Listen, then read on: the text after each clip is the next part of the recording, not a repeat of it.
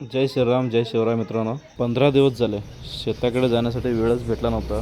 Continue पाऊस असल्याने जायला जमलं नाही. आज संध्याकाळी शेतात गेलेलो. वरून पूर्ण तूर हिरवगार दिसते. खाली चिखल आणि पाण्यामुळे खराब लागले तूर. खालती पूर्ण चिखल माती आहे. शेंगा पण पूर्ण खराब झालंय. खाली चिखल आणि पाण्यामुळे पूर्ण खराब झालं.